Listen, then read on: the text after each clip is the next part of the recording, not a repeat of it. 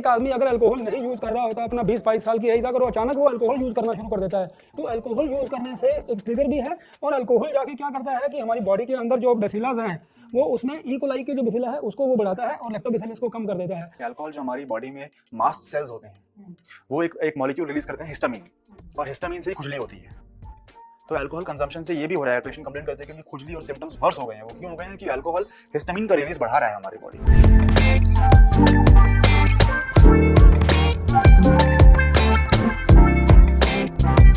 नमस्कार, मैं doctor Shailendra Dhawan, founder कायाकल्प ग्लोबल। कायाकल्प ग्लोबल दिल्ली एनसीआर में एक इंटीग्रेटेड हॉस्पिटल है। यहाँ पर दूर दूर से पेशेंट्स अपना प्रोफाइल भेज के अपनी मेडिसिन विटिलाइगो और सोराइसिस की ऑनलाइन मंगाते हैं, और जो पेशेंट पास हैं वो विजिट भी करते हैं। कायाकल्प ग्लोबल इंटीग्रेटेड हॉस्पिटल है, और मैं आपको बताना चाहूँगा कि इंटीग्रेटेड हॉस्पिटल किसको बोलते हैं कि यहाँ पर हर पैथी के doctors, Ayurvedic doctors, allopathic doctors, nutritionist सब मिलके एक होलिस्टिक अप्रोच बनाते हैं पेशेंट के ट्रीट करने के लिए। आज हमारे साथ हैं डॉक्टर सम्यक धावन, वो एलोपैथिक में स्पेशलिस्ट हैं। आज उनसे पूछेंगे बहुत से क्वेरीज के बारे में। हमारे यूट्यूब चैनल पे बहुत से कमेंट्स आते हैं, जो भी हम पॉडकास्ट बनाते हैं, अपनी वीडियोज बनाते हैं, उसमें पेशेंट के मन में बहुत से डाउट्स रह जाते हैं, वो अपने डाउट्स पूछते हैं। आज डॉक्टर सम्यक हमारे साथ हैं, इनसे पूछेंगे कि क्या क्या पेशेंट्स की क्वेरीज थी और उनके ये रिप्लाईज, इनसे आज हम बात करेंगे। तो पहला क्वेश्चन लेते हैं। ये मिस्टर मुकेश हैं लखनऊ से, ये पूछना चाहते हैं कि what are the type of psoriasis, कितने प्रकार का होता है सोराइसिस?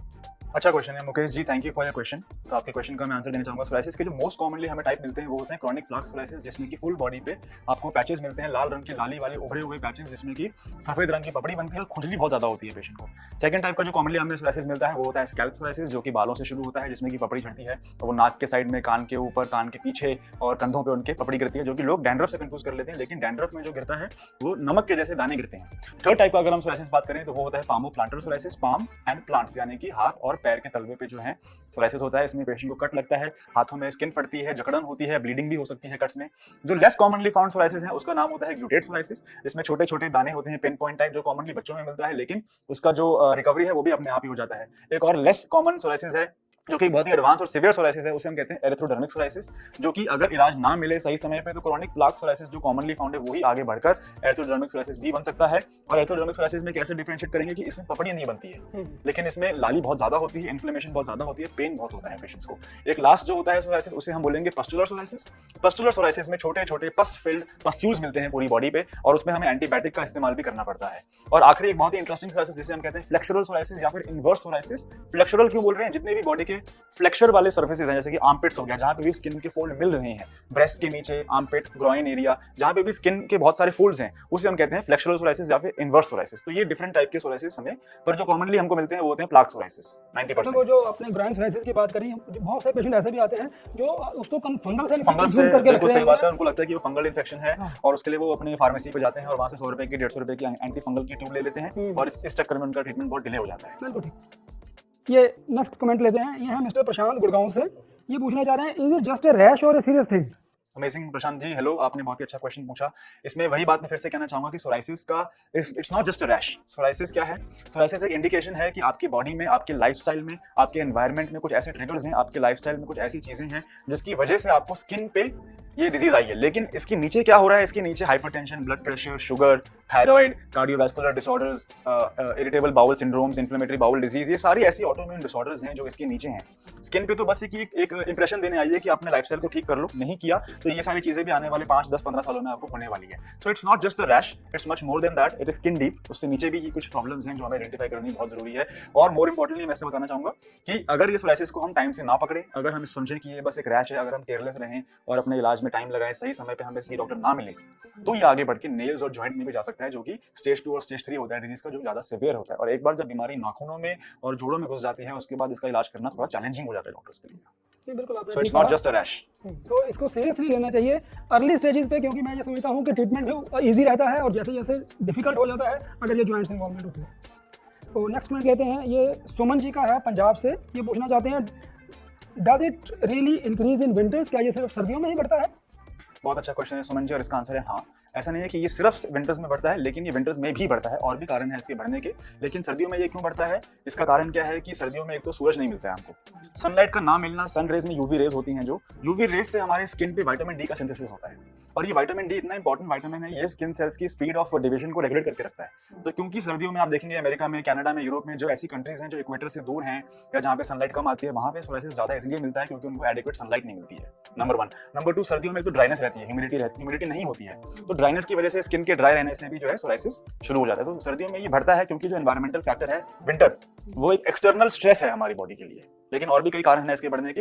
बट ऑफ कोर्स उनका क्वेश्चन था सुमन जी का, क्या ये सर्दियों में बढ़ता है? हाँ, ये सर्दियों में बढ़ता है। तो जैसे आपने बताया कि विटामिन डी की कमी से हो जाता है, तो क्या कुछ फूड ऐसा है जिससे कि विटामिन डी सर्दियों में पेशेंट थोड़ा ज्यादा ले ले? तो विटामिन डी मिलने वाले फूड जो होते हैं वो होते हैं हमारे फिश, एग्स, दूध, इन सब का हमें सेवन करना चाहिए। कई बार पेशेंट जो होते हैं वो मिसगाइड हो जाते हैं और बहुत स्ट्रिक्ट डाइटरी रिस्ट्रिक्शन ले लेते हैं और दूध पीना छोड़ देते हैं। उनको लगता है कि इस सब चीज़ों से हमें सोराइसिस बढ़ सकता है, लेकिन I want to tell you guys कि specially female who are in the menopausal age group, जो 40 साल से ऊपर है, उनको ऑस्टियोपोरोसिस हो सकता है, उनकी हड्डियां कमजोर हो सकती हैं, तो बिल्कुल भी दूध ना छोड़े, है ना। और विटामिन डी रिच फूड वो लेते रहें, जैसे कि मैंने बताया अंडे हो गया, मछली हो गया, दूध हो गया, इनका सेवन हमें करना चाहिए। इससे हमारे स्किन सेल्स की रेगुलेशन बनी रहती है। गुड। ये नेक्स्ट पॉइंट है करुणा का गुजरात से, ये पूछना चाहते हैं कि क्यों होता है सोराइसिस? सो करुणा जी, इसका एक आंसर हम देंगे, तो इसको आपसे भी मैं पूछूंगा डॉक्टर साहब वापस आके। पर अगर हम देखें तो इसकी जेनेटिक डिजीज है सोराइसिस। देखिए, it's a genetic disorder, auto immune disorder है ये। इसमें क्या हो रहा है कि जिन लोगों में पॉजिटिव फैमिली हिस्ट्री रहती है सोराइसिस की, और अगर सोराइसिस नहीं भी है तो ब्लड प्रेशर, शुगर, थायराइड की अगर पॉजिटिव फैमिली हिस्ट्री है किसी को, और ऐसे हिस्ट्री होते हुए अगर वो अपने लाइफस्टाइल का ध्यान ना रखें और कुछ ऐसे ट्रिगर्स हमारे एनवायरनमेंट में हो, internal trigger, external trigger. Internal trigger जैसे कि मेंटल स्ट्रेस, मानसिक तनाव, ठीक है। इंटरनल ट्रिगर का मतलब कोई streptococcal infection, bacterial throat infection, ठीक है। एक्सटर्नल ट्रिगर का मतलब विंटर्स, चोट लगना, चोट लगने से भी सोराइसिस होता है, हम कहते हैं कैबिनेट्स फिनोमेना। और अगर हम इंटरनल ट्रिगर की बात करें, स्मोकिंग एंड अल्कोहल, ये कुछ ऐसे ट्रिगर्स हैं कि आदमी की लाइफ में अगर उसे पॉजिटिव फैमिली हिस्ट्री, अगर उसके जीन्स में है सोराइसिस का होना, और ये एक्सटर्नली और इंटरनली ट्रिगर आ रहे हैं, लाइफस्टाइल सही नहीं है, कॉन्स्टिपेशन सही नहीं है, उसकी बॉडी में जो इंटेस्टाइनल फ्लोरा है उसमें इम्बैलेंस है, ठीक है, ये सारे कारणों से सोराइसिस शुरू हो जाता है। इस सब कारणों से क्या होता है, इन सब के मिलने से क्या हो रहा है, ऐसे इन्फ्लेमेशन बॉडी में पैदा हो रही है जो कि हमारे स्किन को जाके अटैक कर रही है, हमारे केराटिनोसाइट्स हमारे स्किन पे जो होते हैं उन पे जाके हमला कर रही है, और उससे स्किन सेल्स के बनने की रफ्तार जो है वो बढ़ गई है और पपड़ी बन रही है, जिसको हम सोराइसिस कहते हैं। मैं अपने दर्शकों को बताना चाहूंगा कि जो ये कह रहे हैं ये परफेक्ट है एग्जांपल आयुर्वेद में जो लिखा हुआ है। आयुर्वेद में सेम लिखा हुआ है कि अगर आप कुछ ऐसा भोजन कर रहे हैं जिससे कि आपकी डाइजेशन खराब हो रही है, तो और पहले खाने पचे होने के ऊपर आप और भोजन कर रहे हैं और आपको एसिडिटी बन रही है और कॉन्स्टिपेशन हो रही है, उससे अगेन वो ट्रिगर्स होकर सोराइसिस को वो ट्रिगर कर रहे हैं। तो ये परफेक्ट आपने कहा। एक नेक्स्ट कमेंट लेते हैं, ये अनुराधा जी हैं मध्य प्रदेश से, ये पूछ रहे हैं क्या किसी हेल्दी कॉमन मैन को भी क्या सोराइसिस हो सकता है? देखिए, सरफेस पे तो ये जानना कि आप हेल्दी हो कि नहीं हो, पहले तो यही आइडेंटिफाई करना बहुत मुश्किल है हमारे लिए, राइट। तो जैसे मैंने पिछले करुणा जी के या सुमन जी के आंसर में बताया था कि अगर आपको पॉजिटिव फैमिली हिस्ट्री है सोराइसिस की, और अगर आप कांटेक्ट में आते हो इन एक्सटर्नल और इंटरनल स्ट्रेसेस के, आपका लाइफस्टाइल सही नहीं है, आप स्मोक करते हैं, आप अल्कोहल कंज्यूम करते हैं, सर्दी वाले एरिया में रहते हैं, धूप आपको प्रॉपर नहीं मिल रही है, या आपके जॉब में स्ट्रेस है, या आपके किसी फैमिली में किसी की डेथ हो गई है, या कोई बिजनेस में लॉस हो गया, तो ये सारे ट्रिगर्स जब साथ मिलते हैं तो उससे इन्फ्लेमेशन पैदा होती है।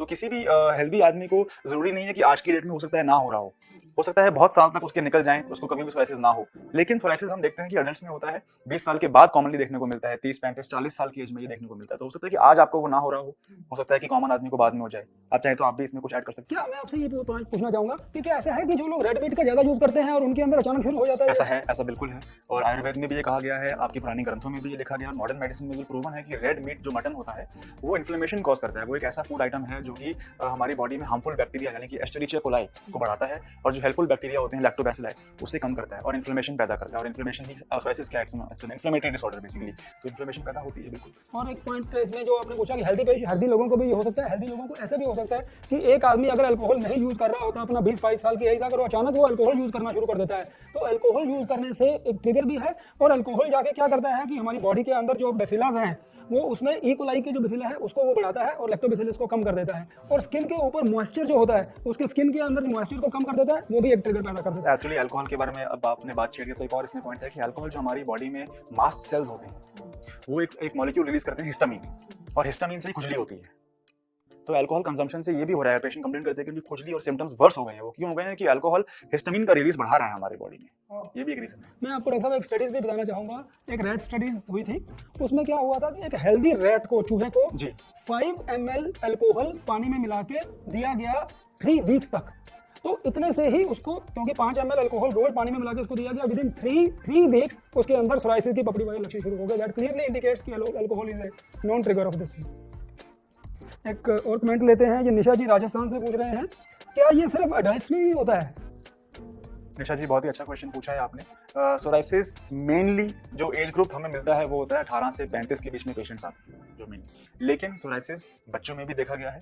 एक स्पेसिफिक टाइप का सोराइसिस होता है बच्चों में, उसे हम कहते हैं ग्लूटेट सोराइसिस, जो कॉमनली बच्चे कंप्लेन करते हैं कि 2 हफ्ते पहले उनको सर्दियों में गला खराब हुआ था। तो स्ट्रेप्टोकोकल इन्फेक्शन जो होती है, स्ट्रेप्टोकोकल बैक्टीरिया की वजह से जो थ्रोट इन्फेक्शन होती है, उसके बाद पेशेंट्स यूजुअली कंप्लेन करते हैं, बच्चे कंप्लेन करते हैं कि उनको ग्लूटेट सोराइसिस होता है, जिसमें कि दाने दाने जैसे सोराइसिस के पैच पूरी बॉडी पे मिलते हैं। लेकिन एक अच्छी बात यह है कि इसमें 80 to 85% केसेस में इस टाइप का सोराइसिस अपने आप ही ठीक हो जाता है। That's good. तो जो हमारे व्यूअर्स के जो कमेंट्स थे उनको बहुत अच्छी तरह इन्होंने डिटेल में बताया। रैपिड फायर टाइप लगा मेरे को आपके साथ ये करके, एकदम जैसे आपने एकदम से इतने सारे क्वेश्चन पूछे मेरे से। तो नहीं, बहुत ये एक डिफरेंट एक्सपीरियंस है कि हम उसको आयुर्वेद के एंगल से भी आज रिव्यू कर रहे हैं कि सोराइसिस क्यों होता है, और आज हम एलोपैथी के एंगल से भी उसको रिव्यू कर रहे हैं। और मैं समझता हूँ कि इसी कॉम्बिनेशन में ही ट्रीटमेंट निकल के आएगा इसका। और जो रिजल्ट हमें मिल रहे हैं वो मिल भी इसीलिए रहे हैं क्योंकि ये इंटीग्रेशन की वजह से ये हो पा रहा है कि जैसे एरिथ्रोडर्मिक सोराइसिस होता है, बहुत रेड सोराइसिस वाले पेशेंट आते हैं, फुल बॉडी सोराइसिस वाले पेशेंट आते हैं। हमने क्या नोट किया है कि ऐसे पेशेंट में अगर इंटीग्रेटेड ट्रीटमेंट दिया जाए, एलोपैथिक और आयुर्वेद कॉम्बिनेशन में दिया जाए, तो results are amazing. Within 2, 3, 4 weeks उसकी इचिंग ठीक होकर रेडनेस कम हो जाती है, और बाद में पेशेंट को एलोपैथिक ड्रग्स को हम धीरे धीरे टेपर ऑफ करके कायाकल्प के ट्रीटमेंट प्रोटोकॉल पे प्योरली उसको शिफ्ट कर देते हैं, जिससे कि रिजल्ट्स बहुत अमेजिंग आ जाते हैं। और जो सिंपल केसेस आते हैं, जैसे डॉक्टर साहब ने अपने केसेस में बताया कि 85% पेशेंट जो होते हैं वो प्लेग टाइप सोराइसिस के होते हैं, सिर्फ पपड़ी उनके ऊपर होती है। तो कायाकल्प का सिंपल ट्रीटमेंट प्लान जो है वही इतना इफेक्टिव है, जो मैंने 4 स्टेप्स आपको बताए थे कि रेडनेस कम होना, पपड़ी कम होना, उभार कम होना और इचिंग कम होना। वो कायाकल्प के 3 मंथ ट्रीटमेंट प्लान से ही अमेजिंग रिजल्ट्स उसको पाए जा सकते हैं। लेकिन जो बहुत, जैसे डॉक्टर साहब ने अपने पॉडकास्ट में पहले भी बताया था कि जो गुटेट पस्चुलर टाइप सोराइसिस होते हैं उनमें पस पड़ जाती है, उसमें एंटीबायोटिक की जरूरत पड़ती है। अगर उसको प्योर हर्बल ट्रीटमेंट दिया जाएगा लेकिन उसमें पस पड़ी हुई है तो उसको ट्रीटमेंट में बहुत टाइम लग जाता है। इसीलिए कायाकल्प का इंटीग्रेटेड ट्रीटमेंट सक्सेसफुल है कि यहाँ पर टीम ऑफ डॉक्टर्स मिलकर आपके सोराइसिस के लिए काम करती है और उसको हर एंगल से पकड़ते हैं। हमारे न्यूट्रिशनिस्ट काम करते हैं आपकी डाइट में मॉडिफिकेशन करने के लिए, हमारे आयुर्वेदिक डॉक्टर काम करते हैं आपकी डिजीज वापस ना आए, हमारे एलोपैथिक डॉक्टर काम करते हैं आपको इमीडिएट रिजल्ट्स मिलें। तो ये एक कंप्लीट पैकेज है जो कायाकल्प का 3 मंथ ट्रीटमेंट प्लान हम आपको गाइड कर रहे हैं, जिससे कि आपको बहुत क्विक रिजल्ट्स मिल सकते हैं। तो मैं डॉक्टर समित धवन का बहुत बहुत शुक्रिया अदा करना चाहूँगा कि इन्होंने आज जाके हमें हमारे एलोपैथिक एंगल से हमारे सभी क्वेश्चंस का आंसर दिया। Thank you everyone, thank you for having me.